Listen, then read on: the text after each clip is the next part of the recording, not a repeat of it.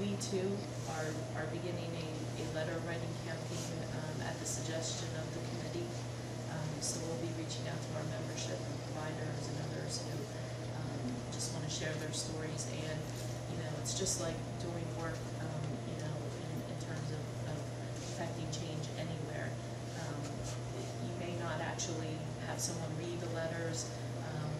Not everything's going to be taken into consideration, but the idea is to just put it out there, have some volume, and let them know that the public is watching and that we're concerned, and that those of us who are suffering have a voice and want to be part of the process.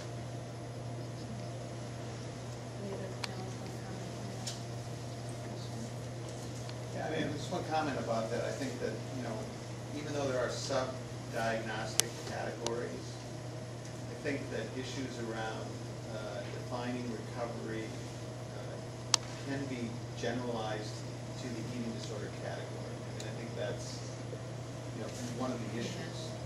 And, if you look at other examples like breast cancer, for example, you don't treat all breast cancer the same, but the recovery is not defined by the subclass or the characteristics of it. And I think that's where, just because there shouldn't be kind of this hierarchy of importance or severity between these diagnostic categories. And I think it's also possible that certain providers are better at treating one than the other. I mean, so I think that I think there are ways of having those two things. So for example, if you look at research in anorexia, one of the reasons why there isn't a lot of research, I mean, to my knowledge, there still is no randomized controlled psychotherapy trial in anorexia ever been done or published. Anybody disagree with that? Kathy Bites. Pardon me? Kathy Bites. And that must be fairly recent. So, but the issue is that even one would not define a treatment because it needs to be reproduced. It needs to be, so there, whereas with bulimia, because of CBT, there's tons of randomized controlled treatment trials. So there is this, why is that? Why would people fund, 24, psychotherapy trials for bulimia, not one for anorexia until recently? And then just now, I think there's the multi-center study going on. So, I think that's, that there's a problem with this, the grouping things all together, problems with kind of breaking them apart.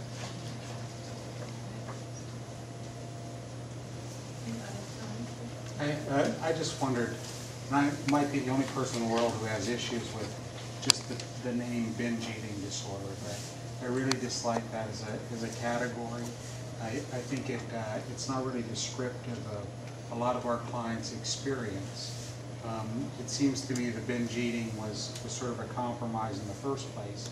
And it's also one of the least defined things. I mean, tell me what a binge is. Yeah. Since we can't define a binge, why would agree. since we can't define a binge, why would we name a disorder after it? It seems,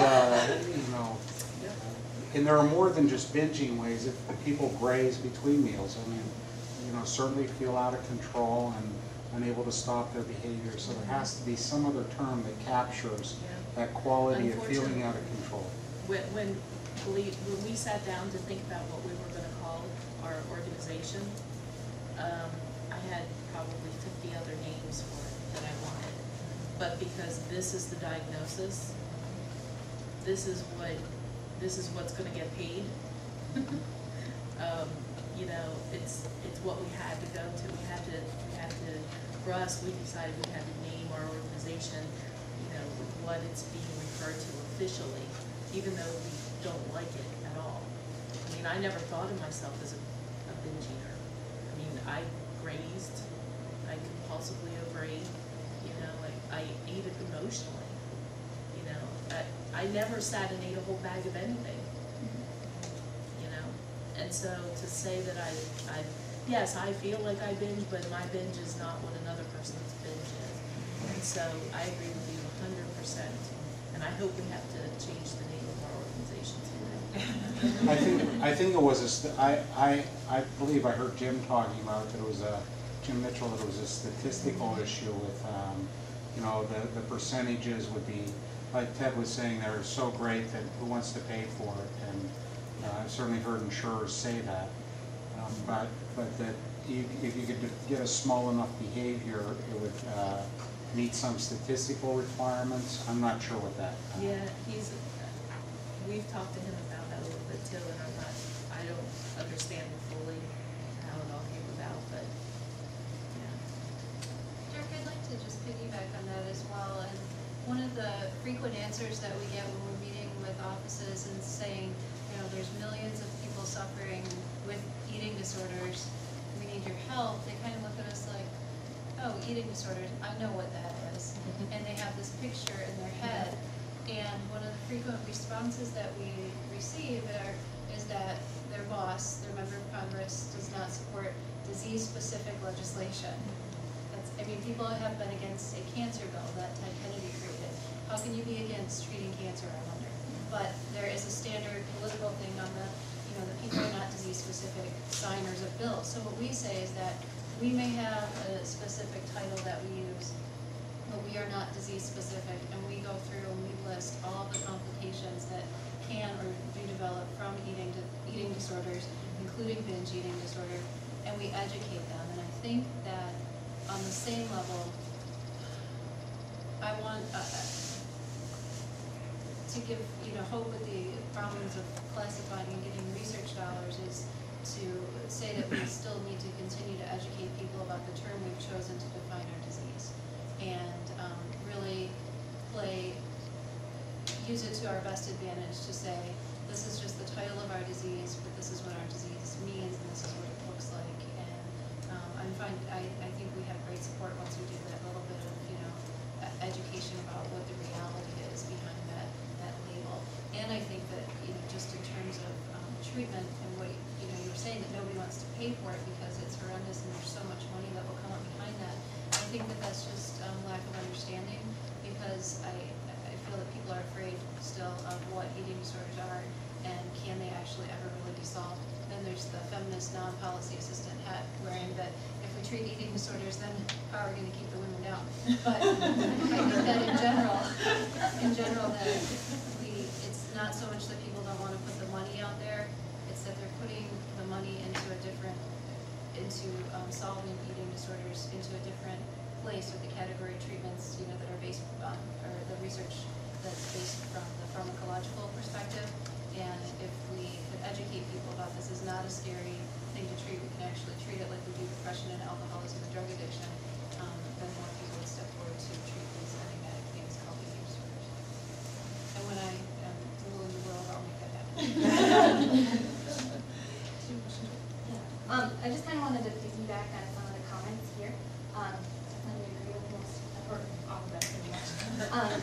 One of the things that Joanna mentioned is that we do have a petition to the work groups that are revised in the DSM, as well as some general letters.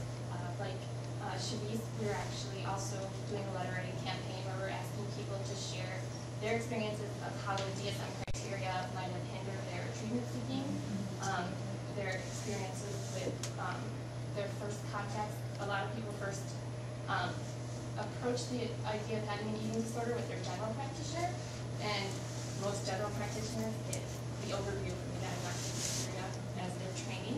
And actually one of the simplest no-brainer changes that we think should be made is to not call the starvation symptoms and the nutritional aspect of it, to not call it anorexia, because in the common vernacular, if you ask people with eating disorders what their disorders are, you'll hear them define their symptoms. And in that case, anorexia is restricting. If someone's a purging anorexic, they purge after not eating much and then don't eat much the rest of the time. If someone is